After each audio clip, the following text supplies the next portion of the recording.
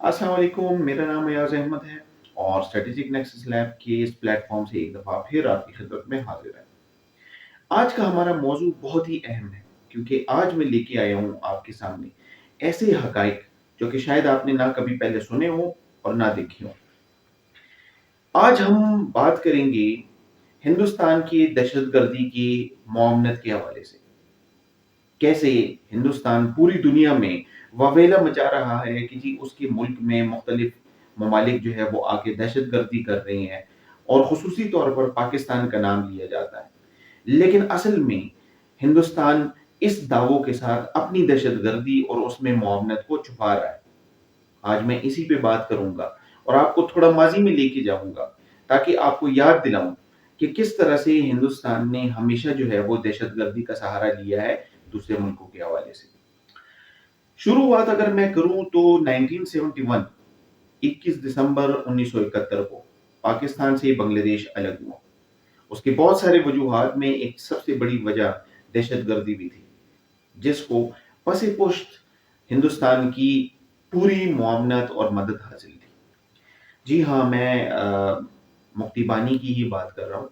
ये वही ग्रुप है जिसको हिंदुस्तान ने बाकायदा ट्रेन किया, इसके अलावा ट्रेनिंग देने के बाद जो है उनको असलहा भी दिया और ये बाकायदा पाकिस्तानी अफ़वाज के खिलाफ जो है वो बांग्लादेश में लड़े।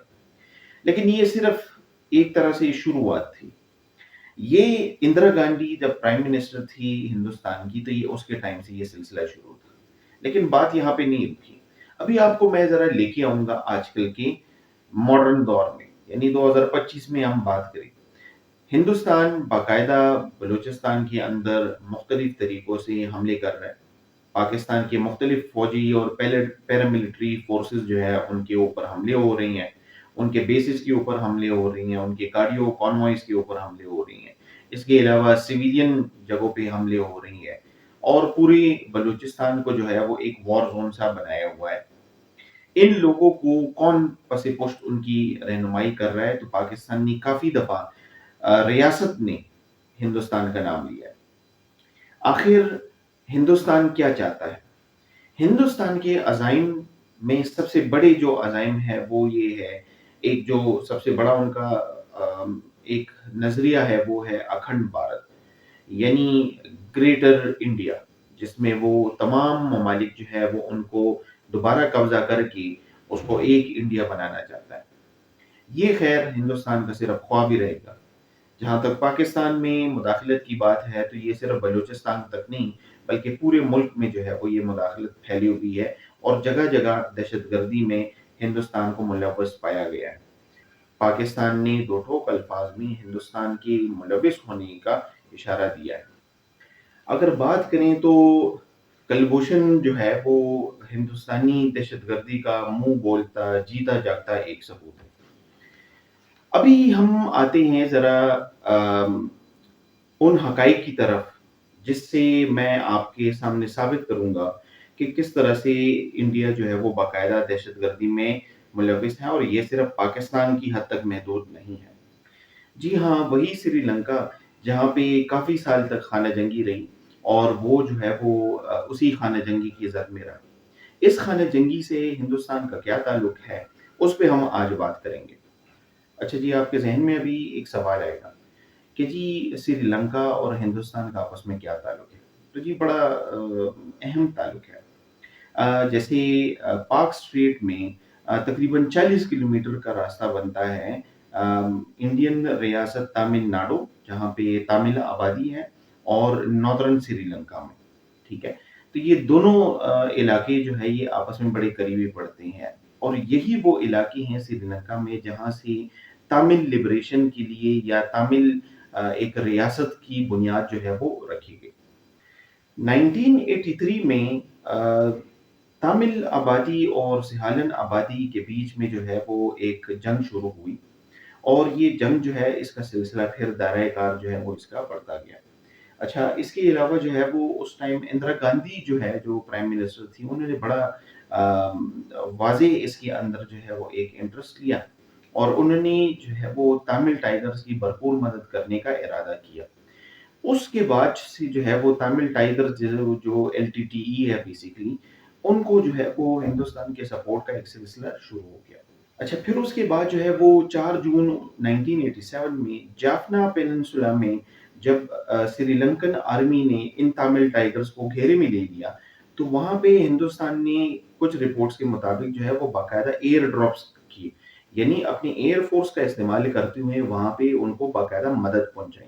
29 जुलाई 1987 को फिर एक एग्रीमेंट हुआ और वो साइन किया श्रीलंकन प्रेसिडेंट जयवर्धने ने और Indian prime minister Rajiv Gandhi ने। इस एग्रीमेंट की वजह क्या बनी? इस एग्रीमेंट की वजह ये बनी कि श्रीलंकन जो कमज़ोर हुकूमत थी और एक कमज़ोर मुल्क था, उसके ज़हन में एक खौफ बैठ गया था कि अगर इसी तरह से ये सिलसिला जारी रहा, तो शायद हिंदुस्तान जो है वो डायरेक्टली अपनी फ़ौजें जो है वो श्रीलंका में दाखिल कर देगा। इस डर की वजह से जो है वो ये एग्रीमेंट हुआ, इसको इंडो लंकन एकॉर्ड भी कहा जाता है। कांग्रेस की हुकूमत जो थी वो मुख्तलिफ एलाइज के साथ मिलके बनी थी। इसमें कुछ एलाइज जो है वो तमिलनाडु से भी थे। जब श्रीलंका के अंदर ये जंग जो है वो ये शिद्दत इख्तियार कर गई थी, तो एक अहम बात जो कि शायद बहुत सारे व्यूअर्स को नहीं पता, इंडिया ने अपनी एक पीस कीपिंग मिशन जो है वो श्रीलंका के अंदर दाखिल कर दिया था। इसको इनिशियली जो है वो कम फौज थी, लेकिन ये तादाद फिर तकरीबन 80,000 तक पहुंच गई थी। इनका काम था कि वहाँ पे मुख्तलिफ ग्रुपों और स्पेशली एलटीटीई जिसे आम और फिर आम में जो है वो तमिल टाइगर कहा जाता था, उनके बीच में जो है वो अमन को कायम रखना था। लेकिन कुछ अरसे में यही पीस कीपिंग फोर्स जो है वो जंग का हिस्सा बन गई। जब जंग का हिस्सा बनी, तो उसमें फिर इनकी कैजुअल्टीज हुई। इंडियन आर्मी को ये जंग लड़ना पड़ी और फिर मजबूरन जो है वो उनको श्रीलंकन जो नफरत है उसके सामने अपने हथियार डालने पड़े और नतीजतन उनको श्रीलंका से निकलना पड़ा। श्रीलंका की ये जंग जो है ये तकरीबन 2009 में इसका इख्तिताम हुआ, जब एलटीटीई के सरबराह जो है उनको कत्ल कर दिया गया और श्रीलंकन आर्मी ने जो है वो ये ऐलान कर दिया कि तमिल टाइगर्स का श्रीलंका से मुकम्मल तौर पर खात्मा हो गया है।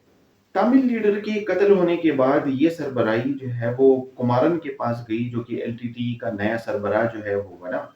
अच्छा, केपी जो है उन्होंने फिर इस बात का भी इंकशाफ किया, वियॉन जो एक इंडियन न्यूज़ आउटलेट है उसके साथ एक इंटरव्यू में उन्होंने ये भी बताया कि जो राजीव गांधी की मदर थी इंदिरा गांधी, तो वो हमें जो है वो हर तरह से सपोर्ट देती थी, वेपन्स और ट्रेनिंग और सारी चीज़ें।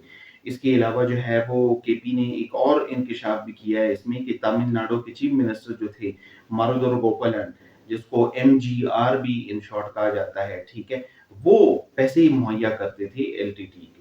ये तमाम चीज़ें जो है ये बेसिकली इसी तरफ इशारा करती है कि इंडिया का बाकायदा हाथ था श्रीलंका के डिस्टेबलाइजेशन में और श्रीलंका में इतने सालों तक जो खून खराबा हुआ उसमें इंडिया डायरेक्टली मुलविस था।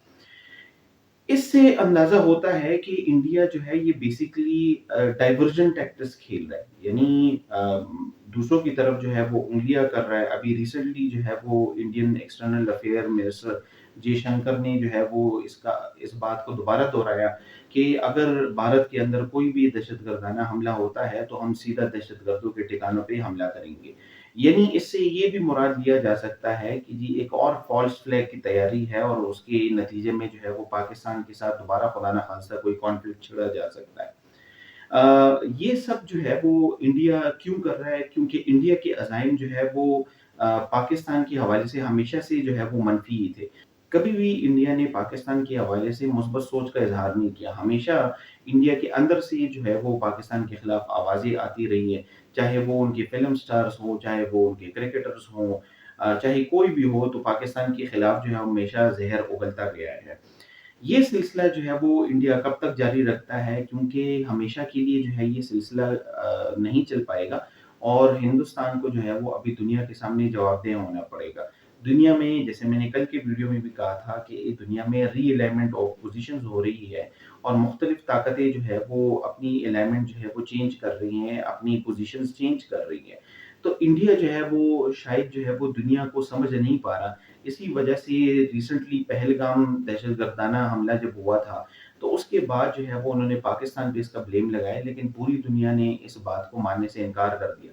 ایون جو SCO کی سمٹ تھی اس میں بھی اس کے اعلانیہ میں بھی پہلگام کا ذکر نہیں تھا، البتہ بلوچستان میں دہشت گردی کا ذکر تھا، جس سے پاکستان جو ہے اس کی جو سٹیچر ہے اس کی بلندی میں اضافے کی طرف جو ہے وہ اشارہ ہوتا ہے، اور یہ بھی ظاہر ہوتا ہے کہ دنیا میں جو ہے وہ پاکستان کی بات مانی جا رہی ہے، جبکہ ہندوستان کی بات نہیں مانی جا رہی۔ آئندہ کے اپنے پروگرام میں انشاءاللہ مختلف اور ٹاپکس پہ بات کریں گے۔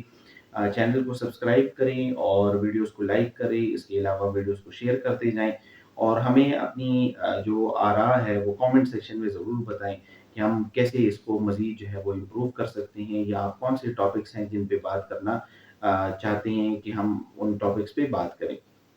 اپنا اور سب کا بہت خیال رکھیے۔ کل انشاءاللہ ایک دوسرے ٹاپک کے ساتھ، ایک الگ ٹاپک کے ساتھ جو ہے وہ، اور الگ تجزیے کے ساتھ آپ کی خدمت میں حاضر ہوں گے۔ تب تک کے لیے اللہ حافظ۔